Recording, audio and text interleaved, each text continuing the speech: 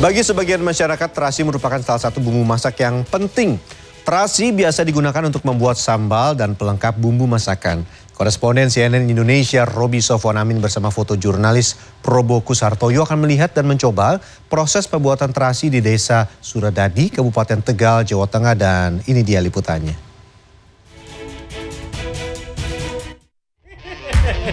Mainan ya sambil mau jemur. Waduh, ya berat.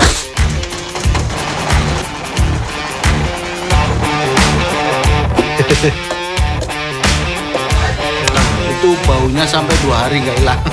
Waduh. Ini sambal terasi ikan bakar. Untuk melihat dan mengikuti proses pembuatan terasi, saya mendatangi salah satu tempat pembuatan terasi milik Ibu Hunaini di kawasan tempat pelelangan ikan di Desa Suradadi, Kecamatan Suradadi, Kabupaten Tegal, Jawa Tengah. Beruntung sekali saya datang ke tempat ini pas sedang ada proses pembuatan terasi. Ini kotak-kotak seperti apa ini? Terasi ternyata ya Bu ya. Ini kalau jemur sehari bisa kering? Kering kalau panas. Nah ini untuk melihat seperti apa proses produksi terasi, saya langsung ke Desa Suradadi, Kabupaten Tegal. Saya akan mengikuti proses dari awal bahan baku sampai menjadi terasi seperti ini dalam sehari membuat terasi.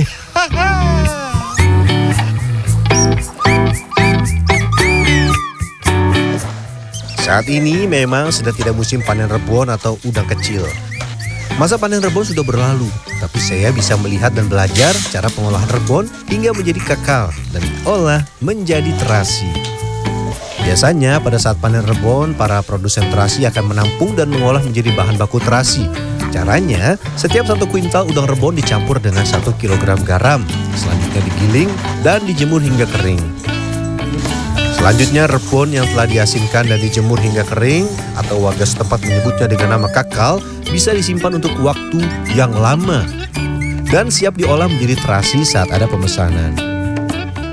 Nah, jadi ini rebon yang sudah diambil dari laut ya, rebon yang diambil dari laut terus dicampur dengan garam, dijemur, digiling jadinya seperti ini. Bahannya, tapi ini musiman ya Bu ya? Iya. Ya, jadi saya tidak dapat proses rebon diolah menjadi kerakalan seperti ini karena ini sudah lewat musimnya. Jadi ini sudah jadi bahan baku semua seperti ini. Sebelum diolah menjadi terasi, kakal atau rebon yang telah diasinkan dan dijemur kering, dijemur lagi seperti ini. Nah, biasanya dalam sehari, para produsen terasi menjemur dalam jumlah yang banyak. Karena sedang tidak memproduksi dalam jumlah banyak, kali ini saya ikut naik gerobak pekerja yang akan menjemur kakal dari gudang ke tempat penjemuran.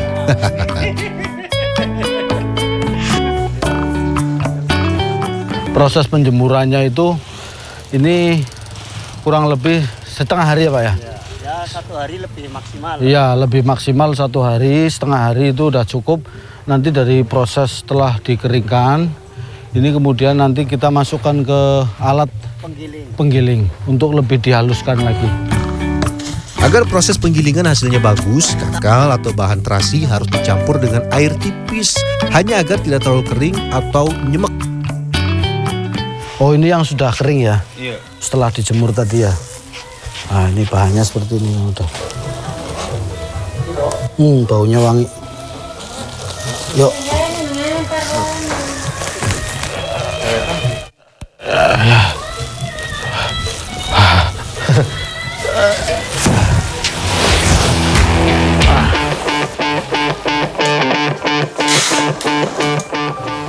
Ini buat apa ini Pak? Air buat basah biar nggak macet isinya. Oh. Jadi sudah dibasah, dijemur, kering, terus dibasahin lagi. Ini udah dijemur kering, pas mau digiling harus dibasahin lagi. Setelah ditambah sedikit air dan tercampur rata, tahap selanjutnya tinggal menggiling kakal dengan menggunakan mesin giling seperti ini. Ini kalau nggak dipakai alat bantu seperti ini, dia macet ya Pak ya? macet, nggak mau masuk, nggak mau keluar ke sana. Tidak cukup satu kali, proses penggilingan dilakukan 2 kali. Yang pertama, setelah halus, kemudian tahap selanjutnya adalah penggilingan agar lebih menghaluskan lagi. Meski sudah halus, terasi selanjutnya harus dimasukkan ke dalam lumpang besar untuk ditumbuk. Proses ini bertujuan agar terasi yang sudah halus bisa lebih pekat atau lebih padat.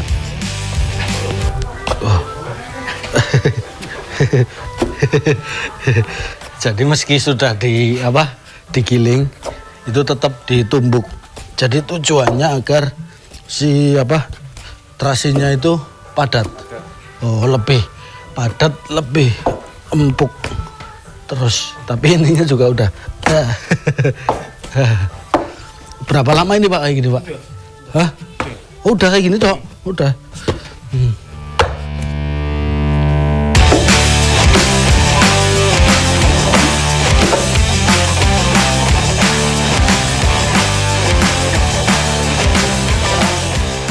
Menurut para pekerja, proses pembuatan terasi ini 3 proses pencetakan dan penjemuran.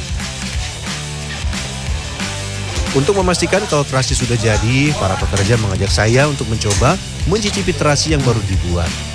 Oh, ini udah boleh bisa dimakan? Bisa dikonsumsi. Oh, gitu, coba lihat. Nah, ini ternyata ini terasi yang baru digiling ini. Baunya katanya enak. Enak. Oh, gitu. Saya nyoba ya.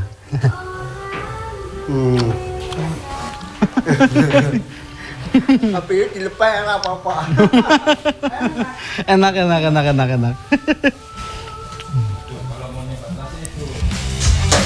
Kita lanjutkan proses pembuatan terasi berikutnya. Sebelum dibentuk kotak-kotak, terasi yang sudah didiamkan 1 malam kemudian ditimbang dan dibentuk bulat-bulat seperti ini. Menurut para pekerja, tantangan terberat dalam membuat terasi adalah menghilangkan bau terasi di tangan yang tidak mudah. Tantangan bagi para pembuat terasi itu kalau habis produksi seperti ini tangannya itu baunya sampai 2 hari nggak hilang. Jadi katanya kalau habis bikin terasi 2 hari puasa nggak sama pasangannya. Karena bau nggak diterima.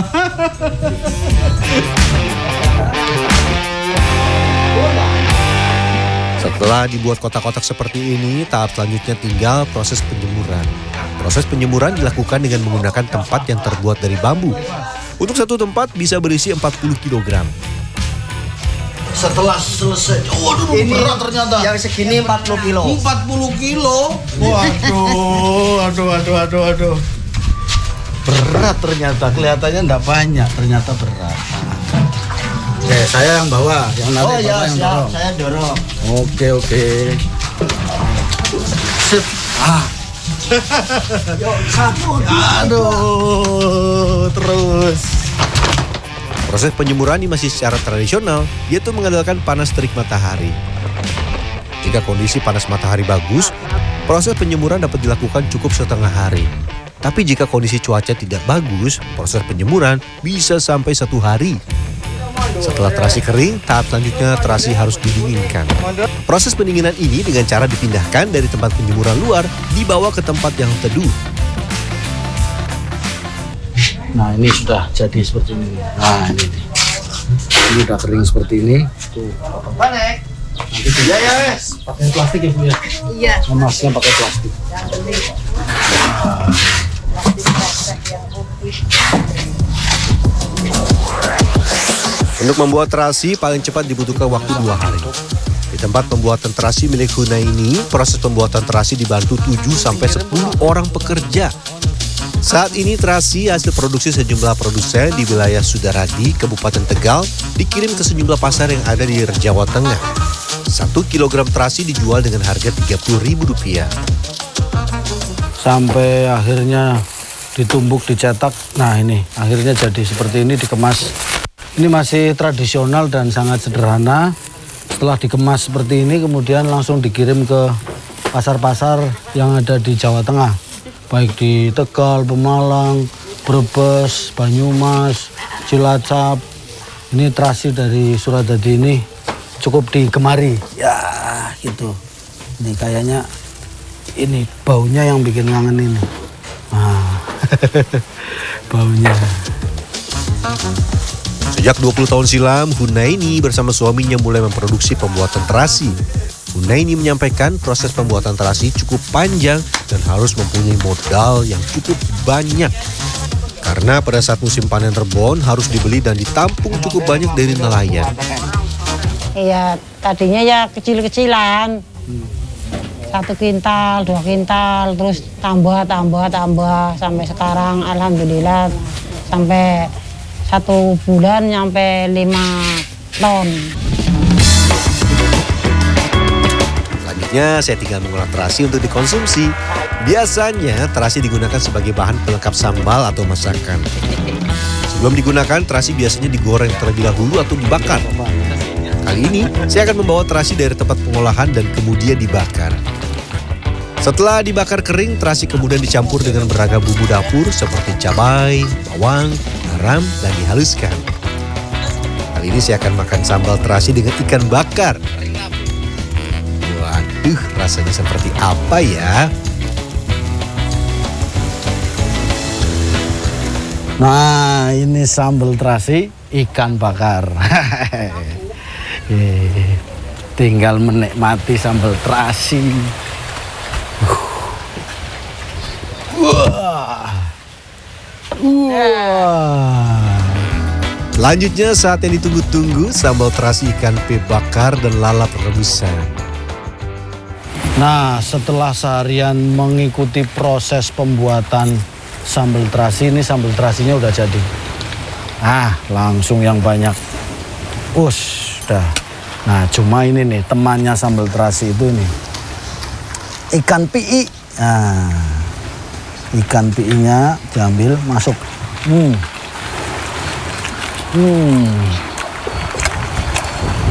Lalapnya. Nah.